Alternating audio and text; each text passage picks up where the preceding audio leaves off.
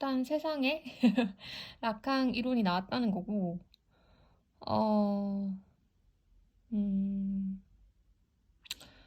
그래서 첫 번째로 부정환각 실험에서 알 수 있듯이 우리는 우리의 어떤 실제 체험하는 현실이랑 우리가 어떤 의식 속에 받아들인 틀에서 차이가 날 수밖에 없다라는 거예요.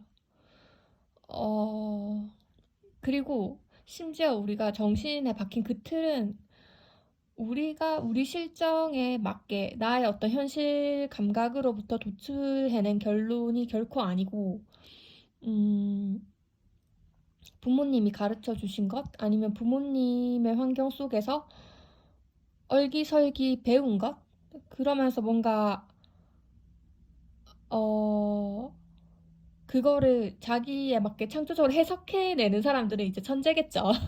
근데 대부분은 그냥 학교 공부한다고 생각하시면 돼요. 우리는 일반 사람들은 배워서 한다고 생각하잖아요. 근데 천재들은 창작을 해서 이해를 하잖아요. 어, 그런 거죠. 그래서 시험을 쳐보면 누군가는 그 틀을 가지고 놀게 되는 거예요. 변환기를 잘 쓴 거야, 얘는. 그래서 누군가는 만점을 받는데 다른 애들은 그냥 배워서 해서 안 배운 게 나오면 응용을 못 한다든지, 그리고 배우는 것도 되게 자기 멋대로 해석해서 문제를 오답을 찍는 경우도 왕왕 많죠. 그게 인간이라는 거예요. 그래서 어, 이게 보편적인 인간으로 봤을 때 그게 안타깝다는 거죠. 왜냐면 누구나 체험하는 진짜 실제적인 감각이 있는데 거기에다가 이제 자기가 어떤 환경에 어떤 부모를 만나느냐에 따라서 받아들인 틀이 각양각색인데 그 틀을 또 그대로 받아들이느냐 하면 우리가 시험이 만점에서 어, 빵점까지 다양한 경로로 그 틀을 학습을 한다라는 거예요. 그리고 여기서의 문제점은 뭐냐면 불일치가 너무 극명하다라는 거예요. 내가 실제적으로 감각하는 거랑 내가 배운 현실이랑 너무 다르다는 거예요. 그 다른 그 부분을 사람은 누구나 알고 있어요. 알고 있어서 그 부분을 이제 채우려고 들거든요. 그러니까 우리가 세계나 사회에서 강제로 받아들인 틀이 있고 내가 자연스럽게 느끼는 어떤 물질적 감각들이 있는데 이것이 불일치를 하면 그 구멍을 이제 메우는 스킬이 사람마다 다양하다는 거예요. 그래서 같은 사안에 대해서도 되게 다양한 이야기들이 나오기도 하고 그런데 그 구멍을 그러니까 이렇게 불일치하는 현실을 제대로 못 본 상태에서 어떻게든 구멍을 메우려고 하다 보니까 그러니까 이렇게 불일치하는 현실이 무의식에 있다라는 거죠. 그러니까 알고는 있지만 명확하게 우리가 그걸 따져서 검사하기가 참 힘든 거예요. 그래서 그거를 막는 그 현실을 자꾸 사람들이 망상 구조적으로 지어내는 게 약간 편집증적이다. 그래서 사람들이 뭔가에 대해서 자기 생각을 말한다라고 하지만, 음, 전 여기서 뭐가 생각이 나냐면, 그러면 그 우리가 가진 어떤 구멍의 최초의 구멍은 뭐였을까라는 거예요. 어, 그렇게 우리가 또 구멍을 명확하게 인식하는 거, 우리한테 어떤 이해가 안 되는 어떤 순간이 강하게 발생한 건 아기가 엄마랑 헤어질 때일 것 같아요. 그러니까 나는 아기는 아무것도 못하잖아요. 그래서 엄마가 나인 것처럼 내가 원하면 먹여주고 재워주고 온갖 욕구를 다 낙원처럼 해결해주죠. 근데 그 좋았던 낙원을 이제 커가면서 포기를 해야 되잖아요. 그때 등장하는 게 누구다? 아빠. 어떤 세계의 법질서에 우리가 사회 속에 들어가야 되잖아요. 그러면 그때 내가 엄마라는 사람을 아니, 그러니까 이게 자연스럽게 당연히 포기를 해야죠. 왜냐면 엄마가 아기를 대하는 건 사실 희생이잖아요. 엄마를 내가 되게 착취하는 개념인데 애는 거기에 대해서는 모르면서 그냥 그렇게 엄마랑 헤어지는 게 자기 쾌락을 포기하게 되는 거니까 너무 힘든 거죠. 그거를 어떻게든 이해를 해야 되는데 얘가 이해하기에는 너무 힘들다. 구멍이 생긴다는 거예요. 근데 그걸 어떻게든 이해하고 싶죠. 왜? 그냥 거기에 그 구멍에 여러 가지가 들어가겠죠. 아, 엄마는 나를 사랑하지 않구나라고 생각할 수도 있고, 아니야, 내가 뭐 이렇게 이렇게 하면 다시 엄마가 돌아올 거야 라든가 여러 가지 어떤 생각을 할 수가 있는데, 음. 그러니까 어떻게 이해가 안 되는 그 구멍을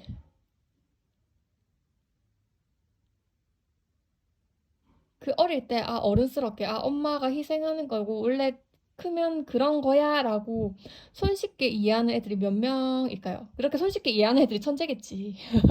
근데 대부분의 인간은 그렇지 못하고, 어, 어떤, 그때 자기가 어떤 이해하는 방식, 그래서 사회에 편입되는 그 이유가 애마다 다양하게 생길 건데, 그게 그 사람의 어떤 망상구조의 개성이 부여되는 지점일 거라는 거예요. 근데 결론적으로 뭐다? 전부 다 망상구조다. 정답은 정해져 있다라는 거예요. 엄마가 떠나간다고 해서 내 쾌락이 포기되는 게 아니에요. 내 쾌락을 아기 스스로 내야 하는 그쪽으로 방향을 틀어야 되는데 우리 인간들은 너무 나약해서 수준 되게 낮게 어떻게든 엄마를 다시 돌아오게 할 어떻게든 그때 그 낙원으로 이제 돌아갈 수 없다는 거 못 받아들이고 어떻게든 그 낙원으로 계속 돌아가려고 하는 식의 어떤 이유들을 갖다 대는 거예요. 그 구멍에. 그게 일반 사람들의 망상 구조라는 거예요. 그러니까 만약에 그 쾌락은 이제 포기되어야 하고 아기가 되게 어른스럽게 나는 엄마나 같은 인간이니까 엄마가 나를 위해서 이렇게 해주는 게 힘들겠구나. 이런 쾌락은 포기되어지는 거고 생각해보니까 엄마가 나한테 주는 쾌락을 내가 내 스스로 열심히 해서 내가 나를 위해 대접해서 내 쾌락을 채울 수 있겠다라는 생각을 하는 애들은 되게 천재적이고 똑똑한 애들이라는 거죠. 그런 애들은 되게 소수다. 그런 애들만이 약간 이 전체 틀을 잘 파악했고 또 세계에서 혁신을 가져오는 생각인 거죠. 근데 그런 생각을 하는 건 소수고 일반 애들은 낙원이 어떻게든 다시 돌아오기 위해서 낙원이 떠나갔다는 걸 못 받아들인다는 거예요. 그래서 그런 망상 구조의 어떤 개성을 가진다라는 거죠. 사실 이유 따위는 없거든요. 그러면 천재들의 생각은 망상 구조가 아니냐는 거예요. 망상 구조 중에서 좀 좋은 망상 구조라는 거죠. 거기에 원래 아무 의미도 없다고요. 그냥 자연스럽게 하다 보니 그렇게 된 거라고요. 왜 엄마가 애가 너무 좋으면 돌보겠다면 죽을 때까지 애를 돌볼 수도 있겠죠. 근데 그게 그렇게 딱히 뭐 명확한 이유가 있어서 엄마가 야 이제 애야 너 더 컸으니까 젖대고 음식을 먹어라고 한 건 아니란 말이에요. 아니란 말이에요.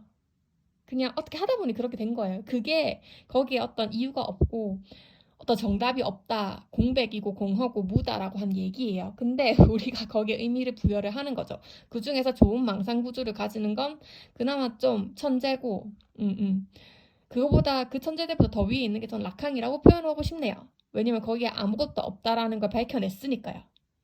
정답은 그거라는 거죠. 아무것도 거기에 없다라는 거예요. 근데 거기서 개 중에 좀 좋은 망상 구조를 갖는 천재들과 일부의 사람들은 옷 틀리는 이유는 다 똑같을 거 아니에요. 그런 공통된 구조를 가지면 그 인간들은 틀이 파악된다라는 거예요. 음, 하지만 여기서 우리가 알 수 있는 건 인간은 누구나 다 가능성을 가지고 있다라는 거죠. 그러니까 실제랑 현실이 물질이랑 정실이 이렇게 불일치한다는 그걸 모두 알고 있다라는 거죠. 그걸 어떻게 해석하느냐의 최고봉은 뭐다? 거기엔 아무 의미도 없다라는 것. 이런 사람들의 눈에만 되게 좀 세계의 진실이 굉장히 잘 보이겠죠. 두 번째는 어떤 천재들, 그 망상 구조 중에서 좀 더 현실의 틀을 잘 파악해서 어떤 좋은 틀을 만들어내는 어떤 천재들. 나머지는 계속 오답을 찍고 있는 여러 일반인들의 망상 구조를 볼 수 있다. 되게 되도 안 하는 생각을 그렇게 자신 있게 말하는 많은 사람들이 있다는 거죠. 그게 편집증자, 그 사람들이 뭐 정상인이냐고요? 정신병자의 편집증 환자들이랑 비슷하다라는 거예요. 음. 저도 그런 적 있었고요. 음. 그래서 라캉이 이것까지 밝혀요. 왜 우리는 거기서 아무 의미가 없다라는 행동을 못하고 자꾸 그런 망상 구조를 되풀이하고 있을까를 고민했던 거죠. 아, 그러니까 이런 데서 착각이 일어나구나 라고 제시한 게 라칸의 거울 단계인 거예요. 아까 그 부정감각 실험 어떤 현상을 발견한 거고요. 그거를 그렇게 천재적으로 통찰한 게 라칸인 거고, 천재 이상으로 통찰한 거죠. 거울 단계에서는 그럼 왜 그렇게 사람들이 자꾸 그런 쓸데없는 망상 구조로 빠질까라고 했더니 그게 이미지라는 거예요, 여러분. 이미지에 사로잡힌다는 거죠. 이미지에 사로잡히고 언어에 사로잡힌다는 거죠.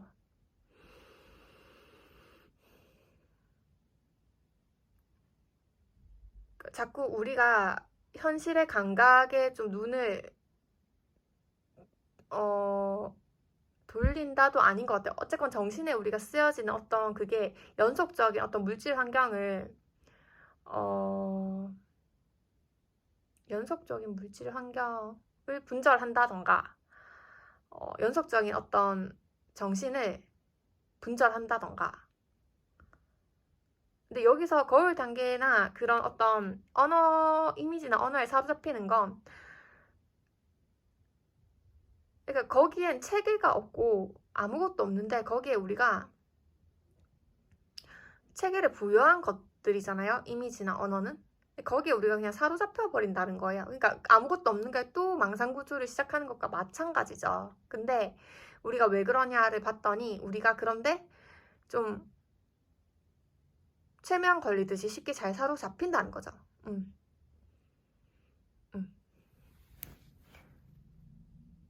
근데 우리가 그 증거로 할 게 우리가 이런 살아있는 감각들이 있잖아요. 내 신체는 부정적인, 그러니까 불일치하고 아직 내 손발 눌림이 완전히 내가 원하는 대로 되지 않는데 거울 이미지로 저게 내 손이라고 인식을 해버리는 거예요.